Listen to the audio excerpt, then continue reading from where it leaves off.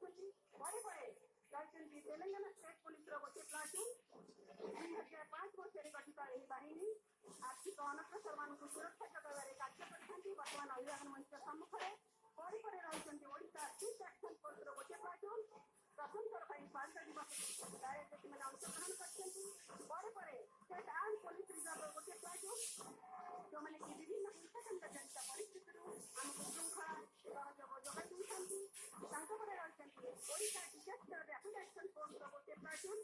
ପ୍ରାକୃତିକ ବିପର୍ଯ୍ୟୟ ସମୟରେ ଏମାନେ ଅତ୍ୟନ୍ତ ଗୁରୁତ୍ୱପୂର୍ଣ୍ଣ ଭୂମିକା ନିଭାଇଥାନ୍ତି। ବର୍ତ୍ତମାନ ସେମାନେ ଅଭିବାଦନ ମଞ୍ଚ ସମ୍ମୁଖରେ ପରେ ପରେ ଟ୍ରାଫିକ୍ ପୋଲିସ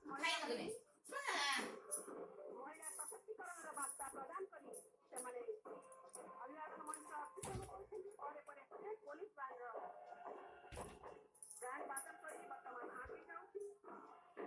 ତାଙ୍କ ପରେ ଫାୟାର ସର୍ଭିସ ଅଗ୍ନିଶମ ଗୋଟିଏ ପ୍ଲାଟୁନ୍, ଯେଉଁମାନେ କି ବିପଦର ବନ୍ଧୁ ଧନ ଜୀବନ ସୁରକ୍ଷା ଦେବା ପାଇଁ ସେମାନେ ସର୍ବଦା ପ୍ରସ୍ତୁତ ଥାନ୍ତି। ଏମାନେ ବର୍ତ୍ତମାନ ଅଭିବାଦନ ମଞ୍ଚ ସମ୍ମୁଖରେ ପରେ ପରେ ଓଡ଼ିଶା ମାଇନିଂ କର୍ପୋରେସନର ଗୋଟିଏ ପ୍ଲାଟୁନ୍ ରାଜ୍ୟର ଖଣି ସୁରକ୍ଷା କାର୍ଯ୍ୟରେ ସର୍ବଦା